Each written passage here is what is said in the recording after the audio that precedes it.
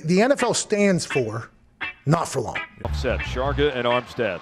Roll out, Walker still running out. Looks to the left, wide open, Thompson touchdown. Colin Thompson with the touchdown. There was nobody within 20 yards of him. What a catch off the bobble. Colin Thompson scoops it up. Lofting corner, the end zone. It is caught for the touchdown. The first NFL touch for Colin Thompson is a score.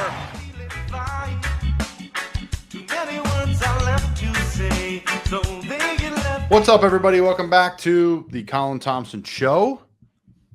Coming to you second week here as a parent. My daughter is a week and a day old, but who's counting?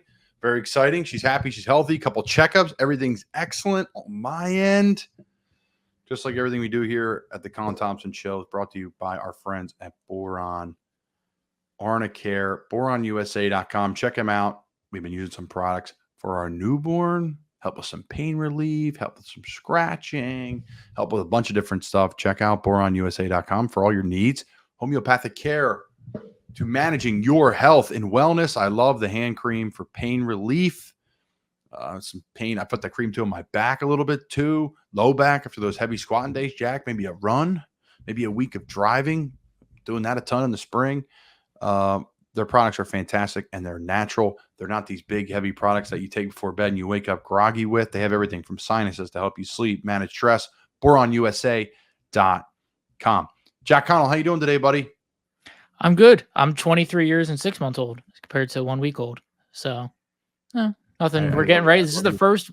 This is our no. It's not even the last week off. This is the first week we have football the last week we're not.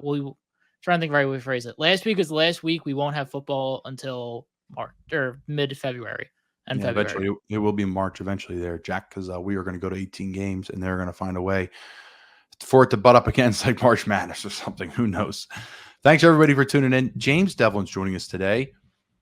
A great NFL fullback. He was a part of the Patriots dynasty. He's got a tremendous story from Arena League football, from the Ivy Leagues, playing different positions. All of a sudden, he winds up playing fullback for the Patriots. He gets to Cincinnati in a roundabout way and all these different things, right? So at the end of the day, this guy's story is just like a lot of these amazing stories for these undrafted players or who are they from. And literally, James is the epitome of working hard and believing in yourself and training and not listening to other people that tell you you're crazy to continue to play pro football. Should be done. Wrap it up.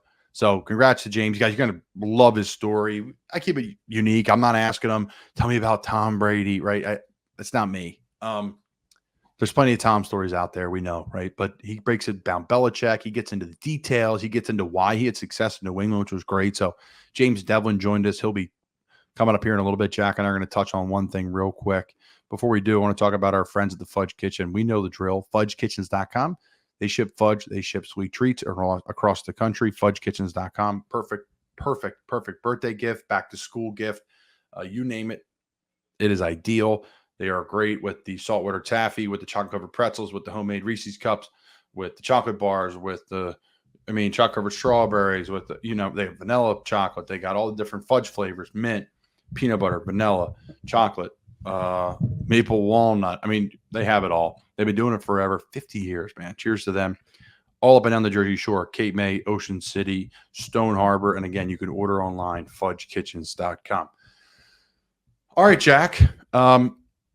Football's here this week. I'll also be hosting 2 SiriusXM shows this week for the people that follow this show and follow me doing radio media stuff. I'll be hosting SiriusXM show Wednesday with Rick Spielman, 3 p.m. to 7 p.m., former GM of the Minnesota Vikings. Built some really good teams there with Teddy Bridgewater, Sharif Floyd, a couple of guys that I know, played with. He drafted Brian O'Neill, friend of the show. Rick is a fantastic human being. And someone awesome I really enjoy working with. So I'll be hosting 3 to 7 SiriusXM NFL Radio, channel 88, I believe. And then I'll be hosting another show on Thursday, 3 to 6 as well. So busy week. Back to work, Jack, from having a child. Do you have any kids, Jack? Do we need to know about on here, this program? No. Okay. Listen, I'm just asking an honest question. Other than your tractor, I know that's your baby. Did you mow the lawn today, Jack? After this. Oof, better get moving. The sun's going down, and we got a meeting. That's All right, I digress. I was sitting me today prepping for the serious show. This is a great year for quarterback play in the preseason. I was going through the different teams and the different storylines. There's a ton of them, and there's a great reason why for people to watch preseason games this year. Usually it's like the second O-line or third O-line or guys like me out there flopping around and a quarterback that's just struggling to get the cadence, and there's a bunch of flags. But there's going to be some dudes playing quarterback now. They're going to be in there with the 2s and the 3s and some great competitions. Michael Penix Jr., he is going to play in the preseason. I mean, that's a legit top 10 pick that's going to play a significant amount of time, especially with Kirk Cousins being out, so I wouldn't be shocked if he plays a lot. Bryce Young, wouldn't be shocked. Andy Dalton's his backup. He's not going to play a lot. Bryce is going to have to play, and he's needs to get reps in that new offense with that new offensive line and their new receiver, so that's exciting. Russell Wilson and Justin Fields, they're both going to have to play and play a lot to win that job. Mike Tomlin's old school. He's not going to put up with that. They're going to play a ton. Washington, Jaden Daniels. What's that offense going to look like with Cliff Kingsbury? Like, they're going to have to play and get those reps, like to have success right away. That's a team built to win that people aren't really talking about. The Vikings, another interesting one. With JJ, the first-round pick out of Michigan. What's he going to do? They're going to have to give him reps. And then also with Sam Darnold, my former teammate, and then Hall bringing up, the rear as a third-string quarterback they drafted last year. That's a pretty good player, and I played with in the preseason. So there's a lot to look forward to there. I'm excited with them. O'Connell and Minshew with the Raiders. That's really interesting. Jacksonville, Mac Jones, right? He's going to have to play a lot of reps. That's a good quarterback. Kenny Pickett in Philly is going to have to play a lot of reps. Mitch Trubisky in Buffalo's got to play a lot of reps. And then, the Williams and Tyson Bagent situation in Chicago. What's that look like? I mean, they're both going to have to play a little bit to get used to going. Browning the Bengals, he's going to play a lot. Hendon Hooker's back. He was really good at Tennessee, towards in the up. He's back if they're kind of a redshirt year in the NFL. Carson Wentz is going to be in Kansas City. Bob's going to be in San Fran. 66 starters played last year, guys, in NFL football games. And then I'll add this. Easton Stick and Herbert. I would not surprise me one bit if Harbaugh says these guys are playing in the preseason games. Wouldn't shock me. Like Herbert, you get the first half, Stick, you get the second. They got to develop players. They got to win. They got to find who the dudes are, and he has a ton of rope to work with. The head coach. He's going to be around a while there. So we'll see what happens. Some interesting stuff. Jack, your thoughts on the situation? Yeah, I mean, there's a lot of really fascinating backup quarterbacks across the NFL this year. I mean, there's so many great battles. I mean, I'm trying to think the one that sticks out to me the most. I just think it's across the board. I don't know if it's just because I've been watching the NFL more and more, or it's just this point. I just feel like I know more backups. There's a lot more recognizable names of backups than there ever has been.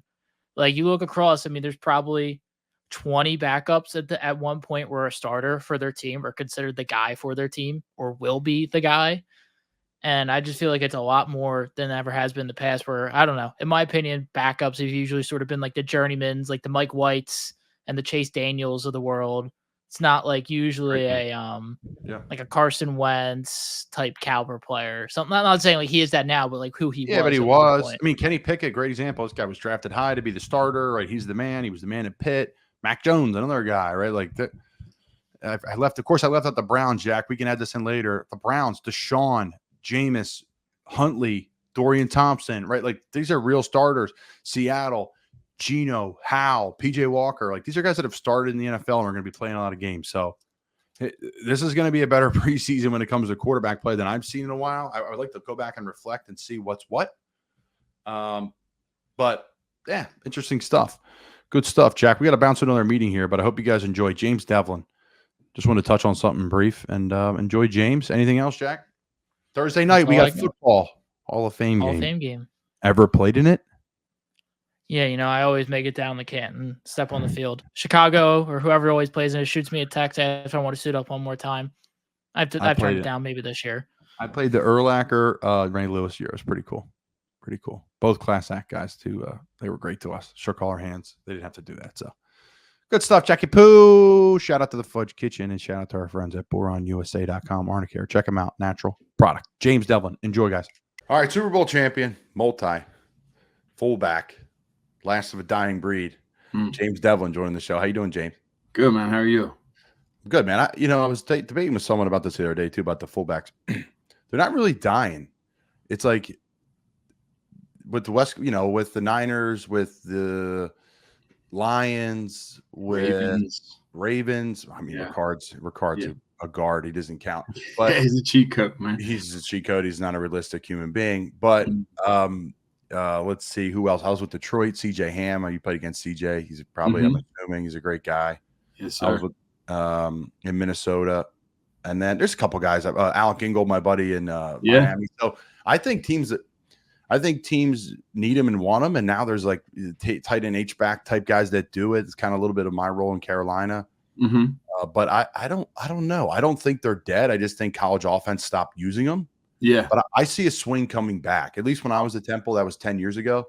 We beat the shit out of people, and everybody played and practiced against the spread every day. So when we would line up against teams, they couldn't really play against us in 22 personnel. Yeah. So I want to hear your thoughts. Like, you think it's dead? I know it took a dip, but I still think like getting up under center or using guys like they do and with Ricard and Baltimore, like I don't think the position's dead. Yeah, no, I 100% agree with you. I think football in general is a very cyclic game.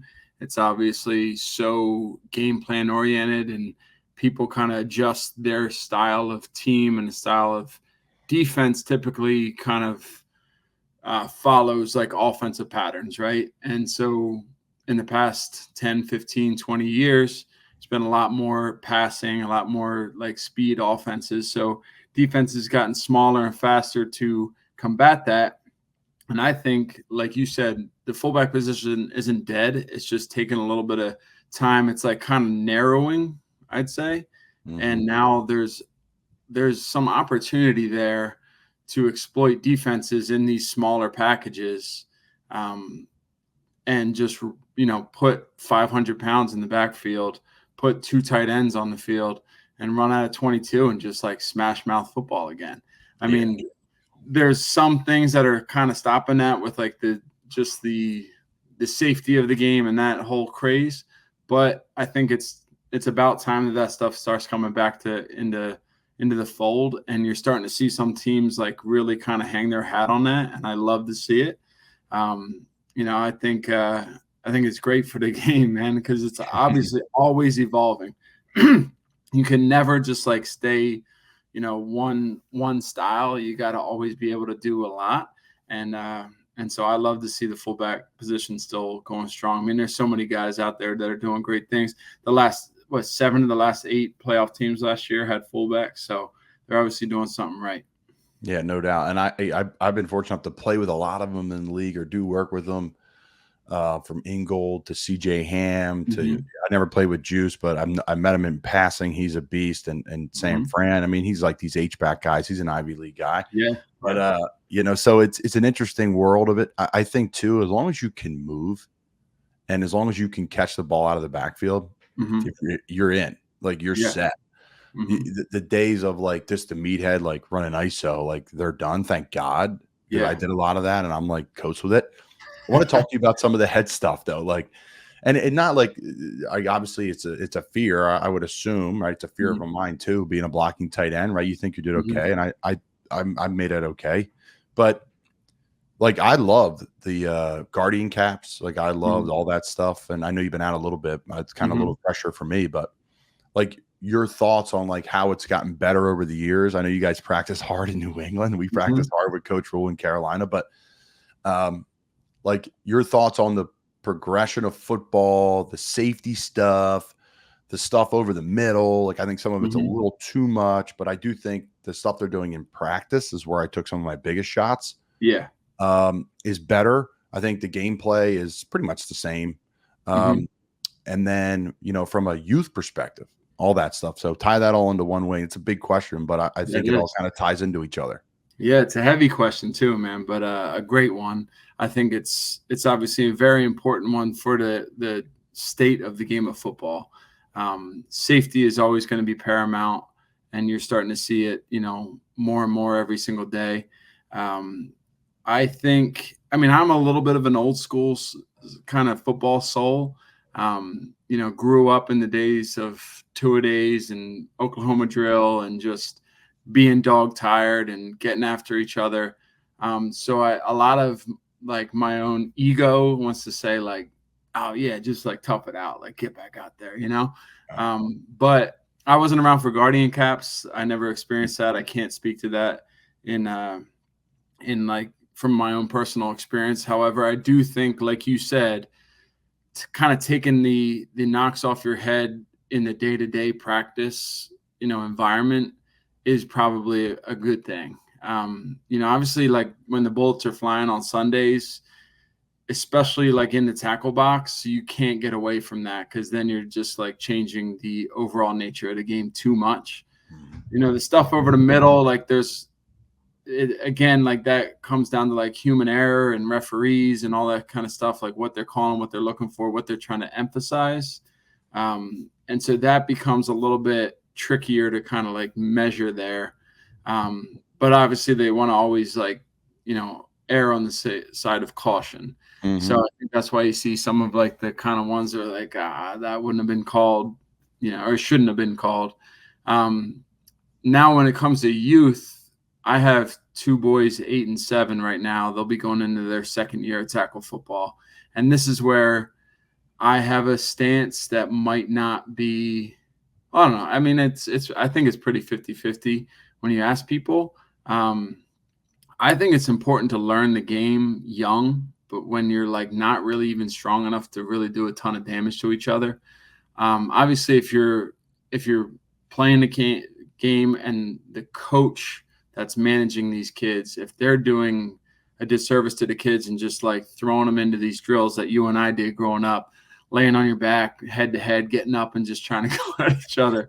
Or the sideline drill where you got a 15-yard head start. I'm like, what is this? What is this? What is this? Why is this guy going to kill me? Like, what? Exactly. What I mean, it was honestly just like trying to toughen people up and trying to get, weed the weak ones out, if you will. But I think that's all kind of coming to an end. I think coaches now are a lot more cognizant of like protecting kids and teaching them the right way to play, keeping your head to the side, keeping your head up, not seeing a lot of like crown to crown helmet hits and all that stuff.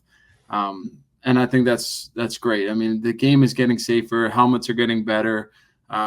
Equipment is helping. It's a tough question to answer. I think everything's trending the right way.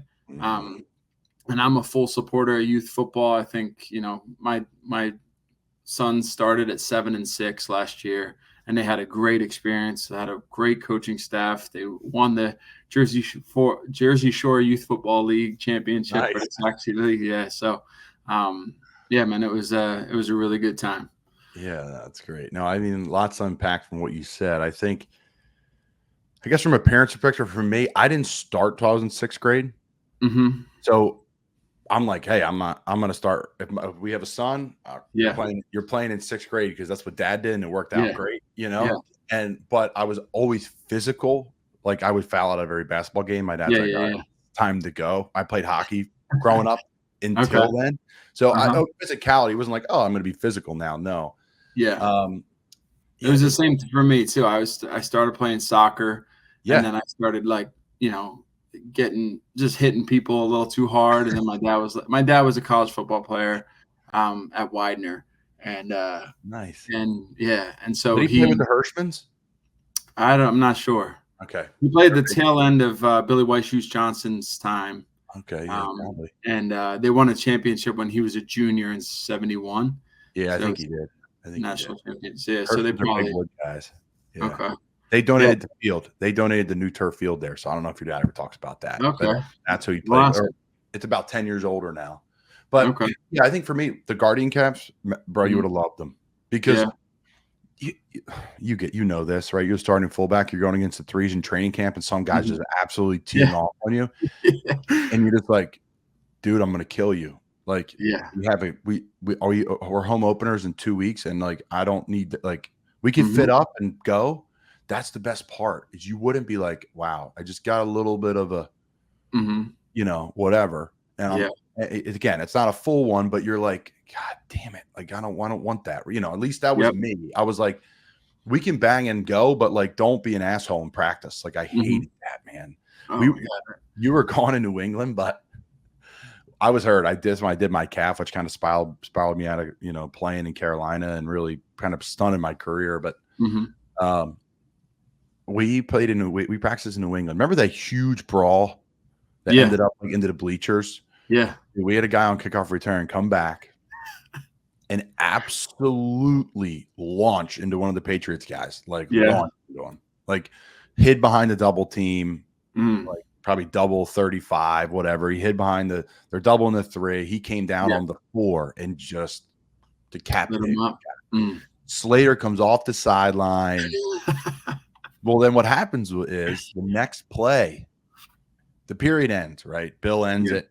We go to the next thing. Dude, that practice was 3.5 hours long. Rules like, guys, we're going to be on the field no longer than 2.5 hours. Yeah. Bill took control of it, 3.5 hours. And I'm standing there like, this is my thing, like the physicality part. Like other things are not my thing. But I'm dying because I would love to be out there. It was such a physical practice. And the next play, we run like a truck toss play to Christian. And, dude, like your whole D-line, like suplex him into the ground. Yeah. That's right after he got hurt, Someone took one of the D linemen, 93. What's his name? His big boy. Lawrence guy. Yeah.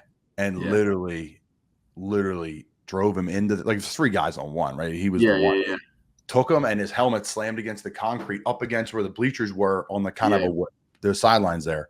It's like a gunshot went off. And Bill was hysterical. Like, dude, like, stop it. This is stupid. And I'm just like taking it all in from a hurt perspective. Like, I'm not getting in there. Like, I can't even barely walk, let alone let me get in the mix. No helmet, no cleats. No, it's no go. Yeah. But any brawls from your day in these joint practices, like, which I loved and hated at the same time. But I mean, we were part of a couple there. Jets, Colts. It was crazy. I think Coach Rule loved it secretly, but it was a lot. Yeah. I mean, I think those joint practices are always tricky, man. Cause like, everybody knows that first day of pads is just so electric, like it brings a whole new intensity to training camp. And training camp, like, first day of pads, obviously always super high intensity. And then it kind of starts to trickle down. Cause like you said, like you start getting a relationship with guys and you're like, all right, let's not fucking kill each other on this first play of 9-on-7, or whatever. But then, different shirts come in and all of a sudden it's geared right back up. I think it's harder than a game because I think so too. There's no repercussion. Yeah. Like you can be a Mike linebacker and just say, I'm going to kill James in this play here. Like I don't have to really even play my gap. I'm just going to blow him up. Yeah. And like there's no repercussion because if in a game, if that happens and he misfits it. Yeah. It's a touchdown. Yeah. You're 100% right. I think it's harder. Yeah. And and I mean, you can kind of pick your shots like that. The script, what's coming up. Like you can save yourself. It's a very interesting dynamic there. I was never part of any kind of brawls. Bill ran like you mentioned earlier. I mean, practices were always tough. Like we didn't have much energy to be going out there and doing other shit. We used to always practice with the Texans, the Saints, the Eagles a couple times. But nothing ever that I can remember where things got out of hand. But those days were good, man. That first day of pads, I always had something extra in me. And that first couple of plays in 9-on-7, we always would start with lead. 34 lead was always the first 9-on-7 play. So that was my thing. It's your thing. You got to do it. For me, when I would come back from the Y and do it, I was like, oh man, here we go. Yeah. Try to get in the gap, sell a little outside zone, and then fit them up, see if I can get them moving or something. Because not that I wasn't about to smoke, but I'm about 6'5", so to get down. Yeah, no, you lose that natural leverage. I mean, I was a bigger fullback too. I was like 6'2" and change. So yeah, I mean, we used to have first day of pads for years was, like first I would take on Draw Mayo in the A gap every year, and then it was Dante Hightower, and then we had this guy Landon Roberts. Do you know him? No, I know Hightower and so he's with the Steelers right now. He's their Mike linebacker, and he's like maybe 6 foot. What number was he with you guys? 50. Was he a teamer? Kind of. He started off as a teamer, and then his physicality started getting him on the field on running downs. And this dude is a absolute missile. Mhm. Like he's just like built perfectly with like natural leverage at 6 foot. Can run pretty well, and just does not have a regard for like his body. Like he is. So everyone knew 9-on-7 first play. 34 lead. Years we did it with Josh McDaniels, right? So they knew it. I mean, he's running downhill before the ball snap, and we would have like car crash type collisions, like head snapping. Whoa, you know? Get your pads down, James. I know. Yeah, no shit. Yeah. And this dude's just like coming in like a heat-seeking missile. And I used to just, do my best to just like keep him out of the running back's way. Yeah. And we would split it, but it was like something else, man. That people always ask me who was the toughest guy to block, and Landon Roberts for me, because his stature and his disregard for his own safety, it was just tough because it was a face full of head every single time I blocked him. Yeah, the guys for me that were the hardest, again, just thinking interior guys, were because all the edge guys are kind of the same. They're just monsters. But they're like the third string or second string linebacker. They're not like, for us, it wasn't Shaq Thompson or who else played for us. Sorry, Thomas Davis. But yeah, I didn't miss those. I missed those guys. Okay. I came in the room. I missed all of them. Luke, all of them. Yeah. But for me, it was like Shaq smaller, but he's a run and hit guy. And then like there's all like the third strings. Once Luvu came in, I don't know if he's played against Frank. Yeah. I know the name. Yeah. Oh, man, he's with Washington now. He's a guy in the league that no one knows about. That's a monster. He's like a Samoan guy who's nuts. Yeah. Plays with no socks on his cleats, like nut job. Yeah. Puts his head down, like no regard to his body. They're the guys that I'm afraid of. I'll tell you this. We played you guys. I don't know if you were gone. When was your last year in New England? I have, of course, 2019. Okay, yeah. So we played you guys 2021. And Hightower played the Sam a little bit because we were so run heavy to the Y wing, like because we had we had like 3 blocking tight ends essentially in Carolina. Chris Manhurts, myself, and Ian Thomas. So we ran a ton of duo. We ran all that. Yeah. And he would just, he was different. Yeah, he was different. Mm-hmm. It's rare to get a guy with that kind of size that can move that way. Holy cow, he was insane. Still, you guys would run like edge pressure, like Sam and strong safety, and just like he just blew it. I'm like, what are we gonna do here? Like, we can't do anything about this. Yeah, sorry. Yeah, can you get a tight end here who can block this? Because I'm trying. Yeah, I mean, Bill always had something, man, to stop that kind of stuff. It was remarkable watching those guys work, man. They had everybody could move around. We had like Kyle Van Noy and Landon and like just such a different like foray of skill set. And then they would just like pick and choose where they needed to be each week, and it was like beautiful, man. I mean, like absolutely football, just like porn almost. Like those guys. Nothing that we prepared for. Yeah. Nothing that we prepared for. They run an under. They put the 93 guy as the 5. He's 300 pounds. Like, it changed the whole front. I'm like, oh, we're going to kill it this week in duo. They got, the 5 techs, whatever, 270, right? We're going to tray. We're going to kill. Nope, not one time. They angled to us, and then he would destroy the double team Hightower because he's a moose, and then that was it. We ended up losing it.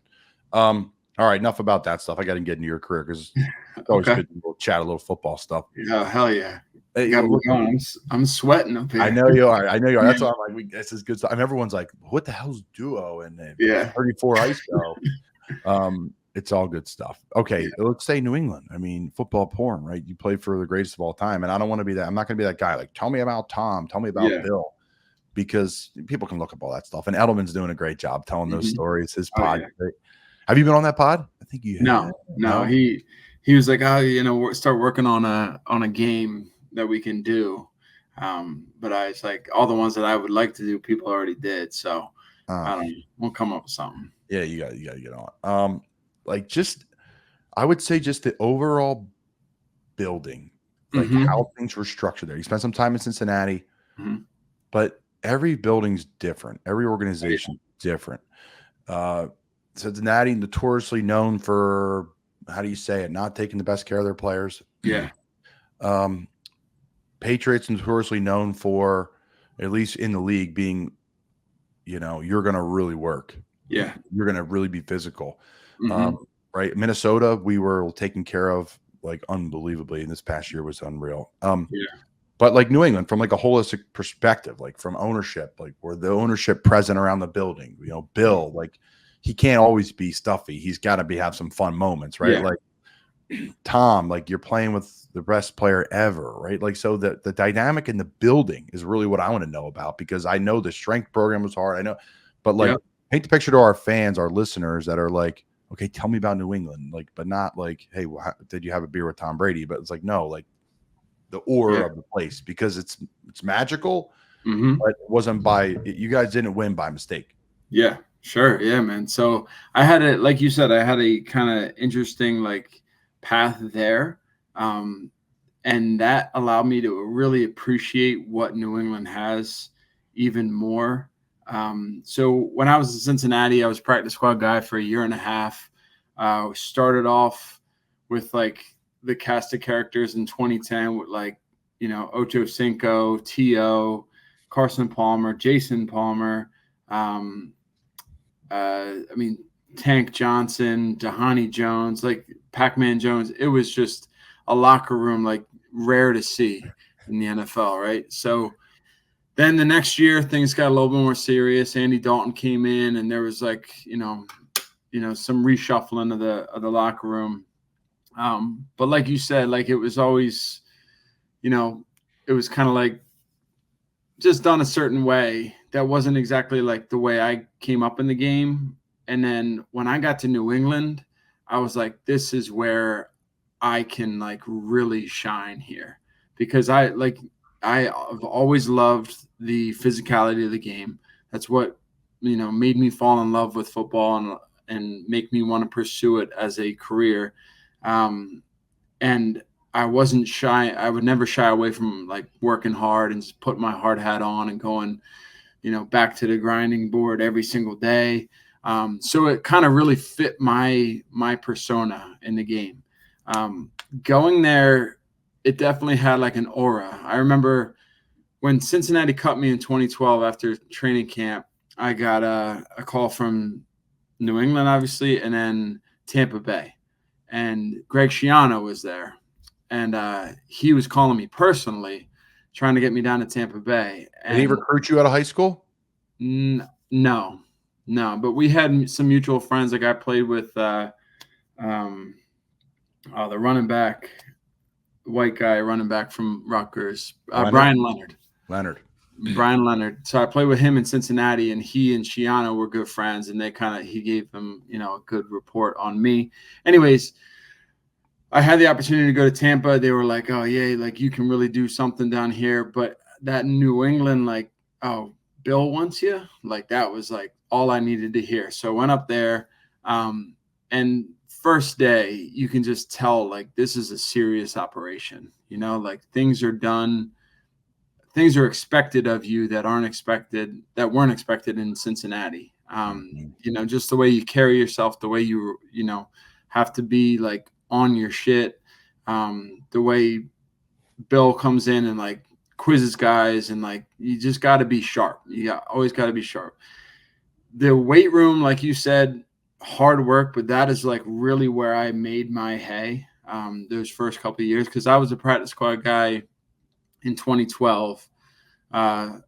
Besides, I got pulled up for 4 games in December just to get that credited season. But for you, yeah, they gave it. Was that to hook you up? Yeah. I played in 1 game against the Niners, had a holding call against Navarro Bowman. We ended up losing. Yeah, it was. See, but that's a first class organization, and paying respect to probably the way you practice, bro. I played 7 years in and out of this league. Mm-hmm. I don't have my pension. Oh yeah, a lot of practice squad years, and yeah, some of it's just how the ball bounced. But I played 26 games in 2 years. But I still don't have my 3rd year. So these practice squad years, I don't like. I've been thinking. Count. Oh yeah. If you get your pension, they count. Okay. Yeah, they can. Yeah, they retroactively do. Yep. But what I was talking to my wife about this because, like, when I started my career, having that 3-year threshold of like being a practice squad guy, I felt like at the time it was like, oh shit, like I really got to make my name mean something here in these 3 years, or else I'm going to go. But now that they can like keep guys on no matter how many years they've been around, it's like, is that good for players? Like I don't know. Yeah. Well, yeah, we can unpack that. Keep going about New England. So I mean, the first day in New England, like I could just tell there was it's a whole different operation. But I just really enjoyed that. I really enjoyed the discipline. I really enjoyed like the intensity.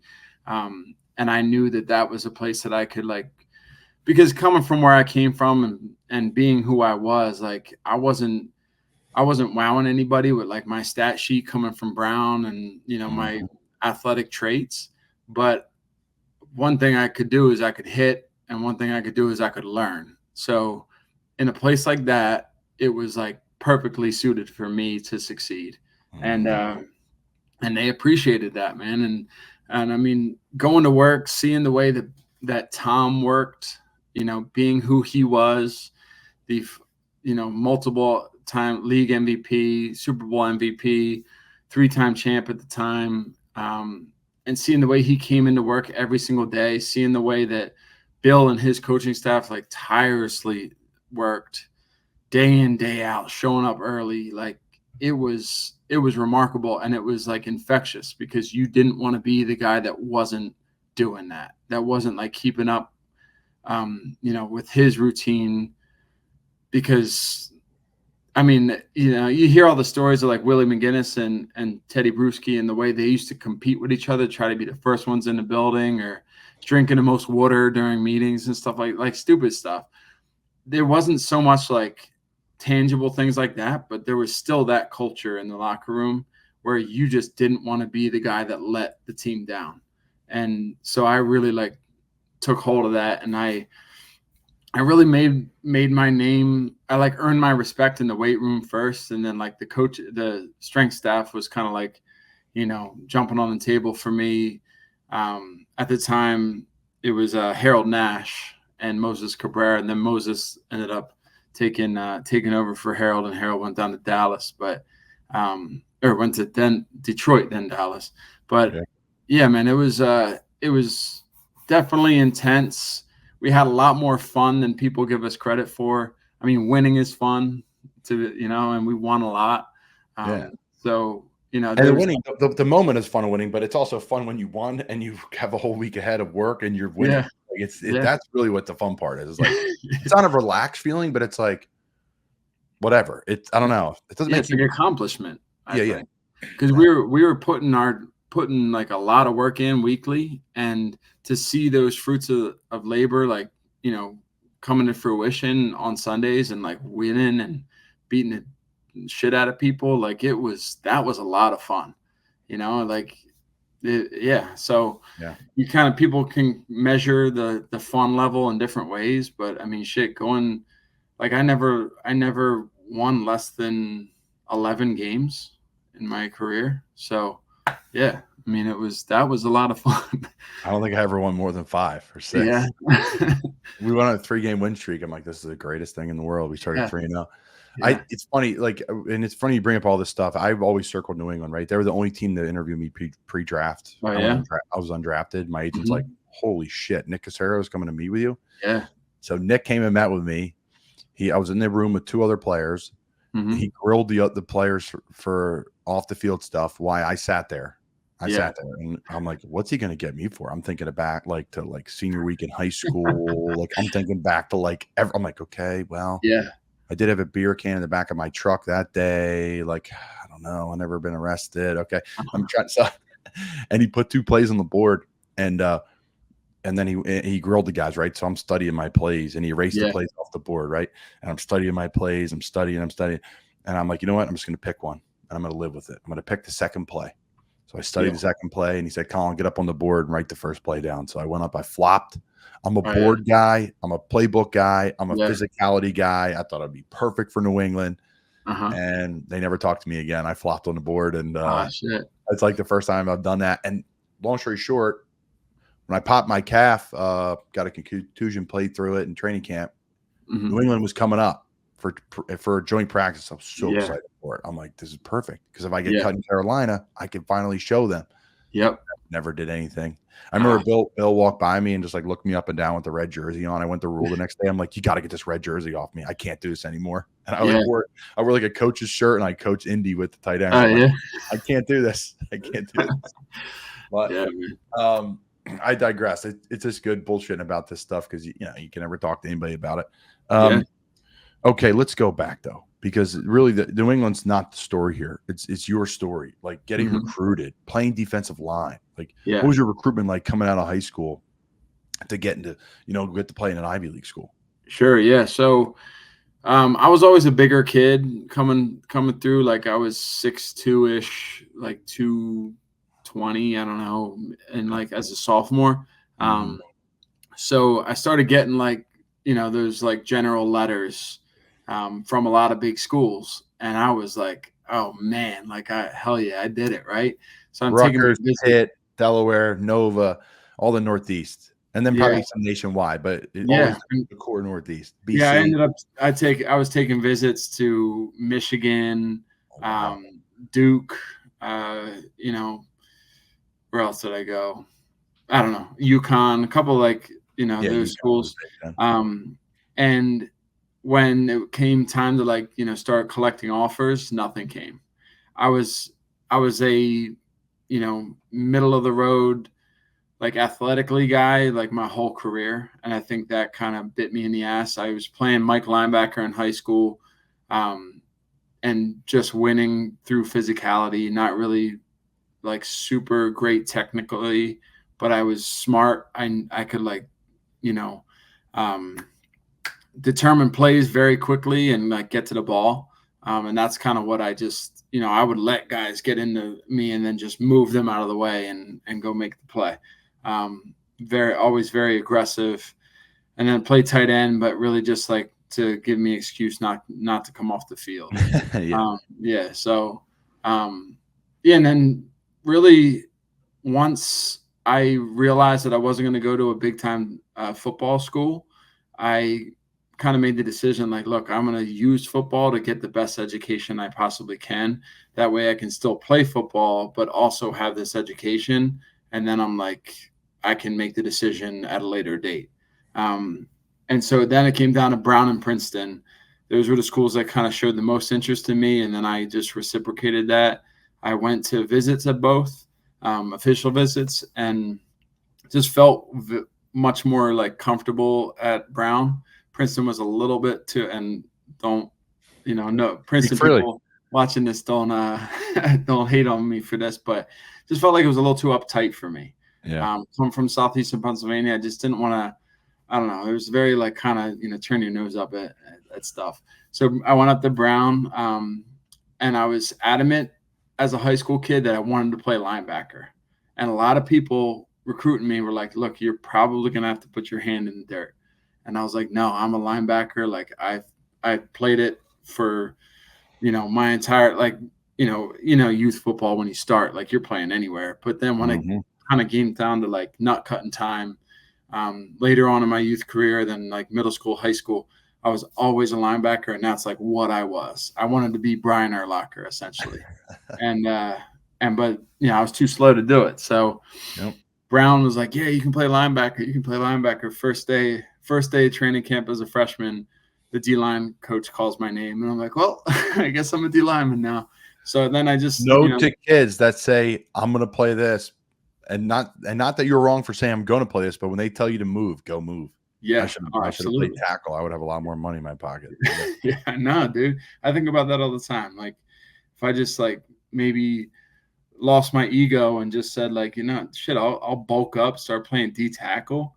I mean, a lot of guys, man. My buddy Matt Ioannidis, who's I was gonna bring him up. Did you play with him? And I played with Matt at Temple. He was a great player at Washington. He was good in Carolina, even his last year. And and we're buddies. And I never forget, Rule would just walk down the hallway, be like, Colin, play tackle. Matt, go play guard. And Matt's like, no, I'm staying at D line. So that was the one guy who was hard-headed that worked out for. And I'd always give Rule shit about that.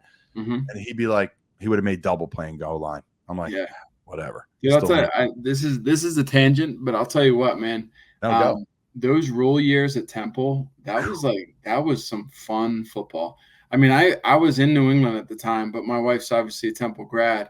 We would like schedule our Saturdays around watching Temple football games.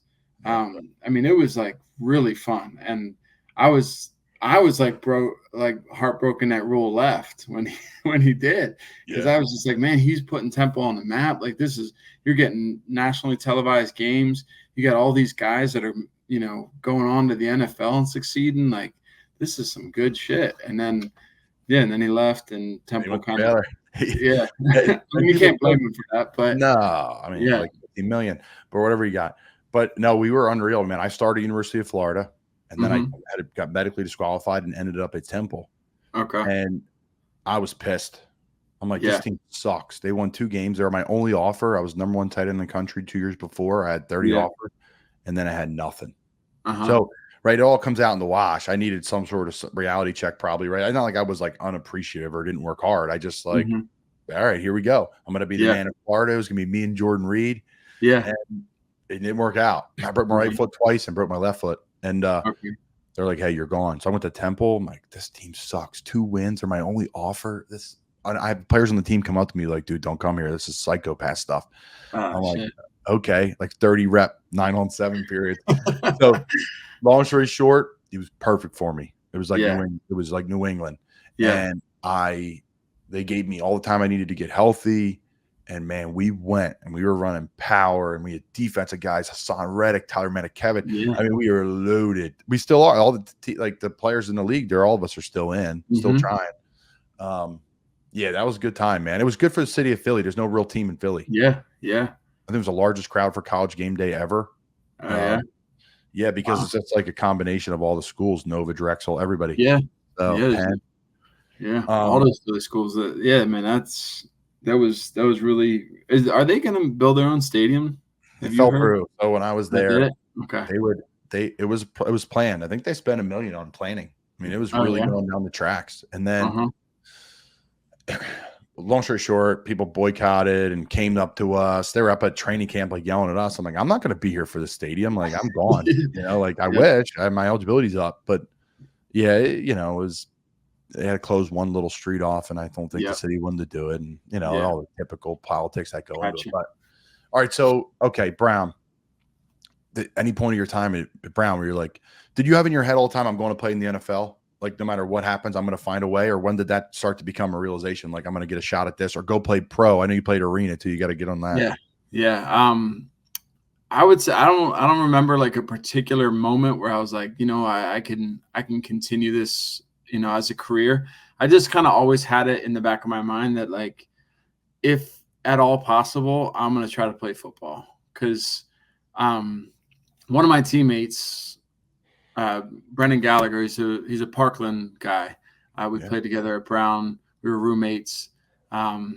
He said, like, like this school degree stuff, like that's going to last with you forever. Like, football only has like a finite time where you can really try to make this dream a reality. So, like, you better go after it, or like, you're going to regret it your entire life looking back. So I was like, all right, well, I played a lot as a freshman, started 1 game, started as a sophomore through my career, 3-time All-Ivy. So, like, my accolades were good, but again, it was like that athleticism thing that I just couldn't shake. Like, I ran a 5.03 Same. I was like the 5.10.5 I was strong at, but of course, like, slipped like a dog, on roller skates. Bench is good. It's like it's a Southeast PA. It's like it's in the water there, man. We can't shake it. I know.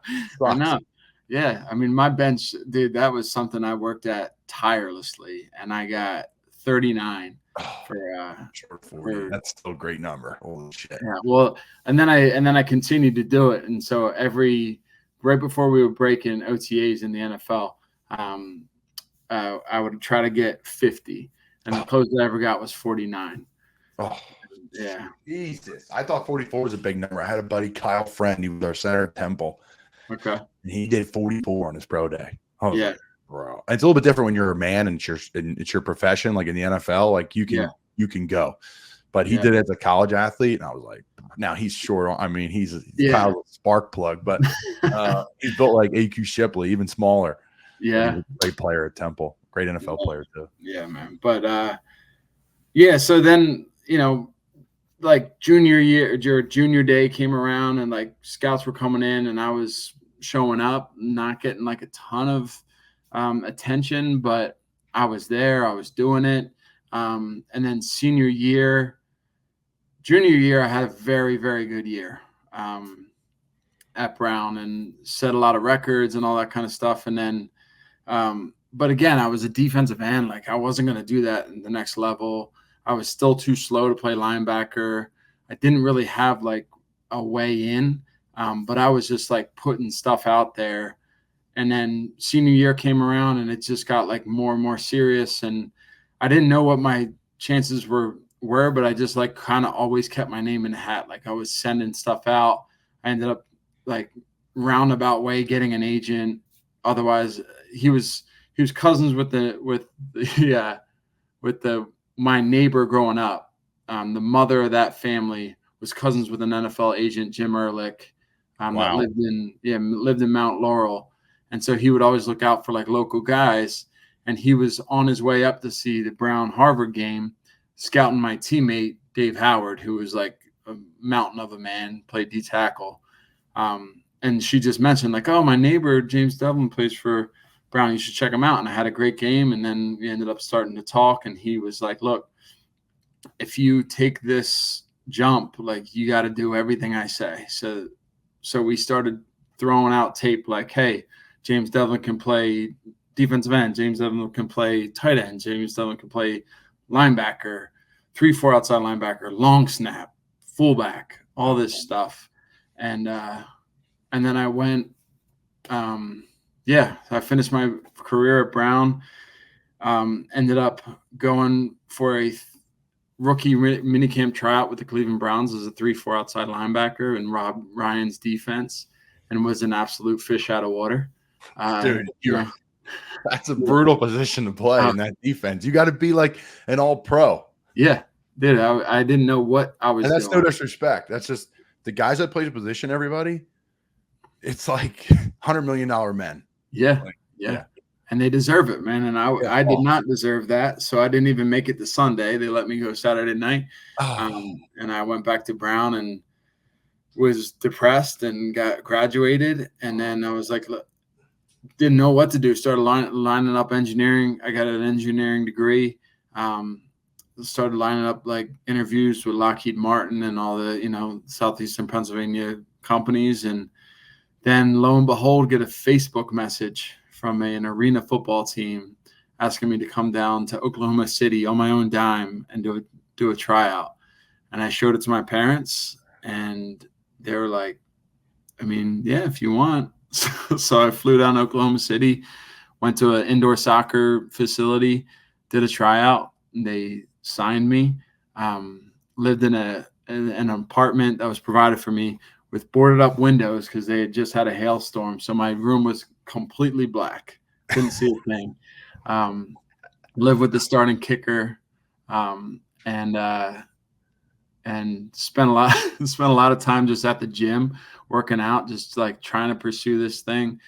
I was getting paid $200 a week, getting like meal stipends and like Taco Bell, Sonic, a couple like Abuelos is down in Oklahoma City. That was always like a treat when you got an Abuelos meal ticket and go and get like some enchiladas or something. But and that's kind of how that all happened. And then went back home, was just doing it again, like lining up interviews. It's down in Sea Isle with a couple friends, and I got a call from my agent, Jim Ulrich. And this was Saturday. He goes, hey, you got to try out with the UFL of the Florida Tuskers in Orlando. So you got a flight Sunday night to be there Monday morning. So like you ready to go. And then as we about to hang up, he goes, you're trying out as a fullback. So just go down there. Don't tell them you never played. Just do what they ask you, and we'll see what happens. And I went down there and did the tryout. Didn't say a word that I had never played the position before. They ended up signing me, and I went through training camp with them, and ended up earning the starting spot because the starter got vertigo. JD Runnels, who's a running back / fullback from Oklahoma, played in the league for a little while. He got vertigo, ended up putting me in, and I never stopped playing. It was a great – the UFL, the year that I played, was a great experience, dude. Yeah. You know, I was 21, 22, living in Orlando. They put me up. The pay was decent. It was like practice squad money. I was getting tape. All my meals paid for. And dude, Jay Gruden was my head coach. I was playing with like all NFL ex running backs, Avion Kason, Maurice Hicks, Dominique Rhodes, Super Bowl champ. So I learned a lot from those guys, playing with like Jermaine Wiggins from New England, Chaz Gessner, Brown alum, New England alum, Tampa Bay alum. Like there's good players in those leagues. I played in the AAF. I played in the XFL. Yeah. And I had a blast. AAF was more money, more dysfunctional on the operational standpoint, but we had a good group that I was with in Birmingham. Trent Richardson, all our O-line went to the NFL after, so we could function. Yeah. And then the XFL was lower pay but awesome. Living in Tampa, party, play, beach. We had a blast. I had a bunch of friends that already lived down there from my time at Florida. So I'm playing golf on the off day. Right? It was a good social thing. And I was younger.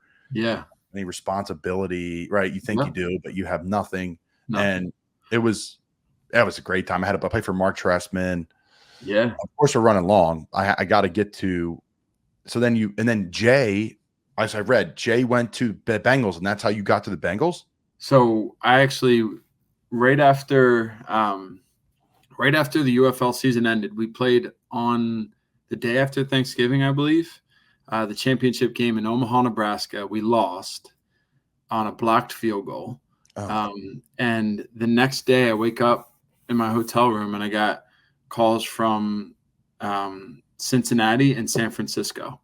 And San Fran wanted to bring me in the week the following week, and since he was like, look, you come right now, get on a plane right now, come try out for our practice squad. So I went to Cincinnati and signed from week 10 till the end of the year, and then the following off season they signed Jay as their OC. Okay. So then we met there, and then I spent all of 2011 on their practice squad.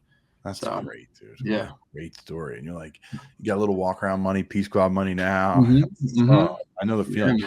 All right. Lastly, what are you up to now? So I live down in Jersey Shore at present. I'm making my way back to southeastern Pennsylvania here probably in August. We got my kids enrolled in school up there, so we better be moving, right?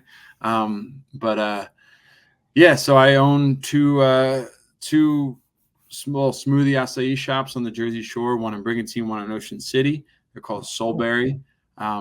It's like my little entrepreneurial passion. And then I do some work for the NFLPA in the trust. I'm a trust captain. So still trying to stay connected to the game and all that, but just living the simple life. I got 4 kids that keep me busy. A beautiful wife that's Temple Tough. Damn right. Hell yeah. But we got a lot of connections down in this Philly, South Jersey area. So this has always kind of been home for us. We grew up together. So we got a lot of connection to this area. Yeah, man, that's great. Well, listen, we ran long and I want to keep you going. How much fun do you have in Boston as we close? That's a great city. It's a great city. It's an awesome city. And you know what, Foxborough, I ended up living in Foxborough for our last 3 years. But prior to that, I was a Rhode Island guy. So like Foxborough is kind of in between Boston and Providence, and going to school in Providence and having a lot of like connections and memories from that area. We would always live in Rhode Island. And then I would so that was like people are like, oh yeah, Boston. And believe me, like we had a great time in Boston. We did a lot of cool stuff up there. Yeah. All the teams were great when we were up there. Like we were winning championships left and right, which I was super jealous of coming from Philly and then going up there to school. And they were winning, like the Red Sox were winning, then the Pats were winning. And it was just like, geez, like, can these guys stop for a second? Yeah. But then, so long story short. Your other side. That's cool. I was always a Providence guy. Like I will put some of those restaurants in Providence, Rhode Island up against anybody. They got some of the best. There's Johnson and Wales, which is a great culinary institute right downtown Providence. And all those kids that graduate go to these restaurants around town. And there's like the Italian there, seafood. Like I'm not a seafood guy, but I've heard that they're good. I'm gonna say, what's the best restaurant in Brigantine? In Brigantine, Soulberry, baby. Other than Soulberry, to go out to dinner. Other than get an acai bowl after a workout. Yeah. I mean, best restaurant in Brigantine, probably La Scala's. There's a little beachfront bar restaurant, like Italian restaurant. There's a chain of them. Yeah. I bumped into a bunch of Brigantine people in Key West this year, and they're like, La Scala's. I'll never forget it. I was like, all right. They just opened last year, and it's been wild there for a while. We actually might go there tonight. So there you go. Let me know. Let me know how it goes. Well, listen, man. I appreciate your time. Of course, we ran over. We got to talk all day. Looking forward to catching up, and good luck with the move and everything. And we'll chat soon. All right, man. Thank you.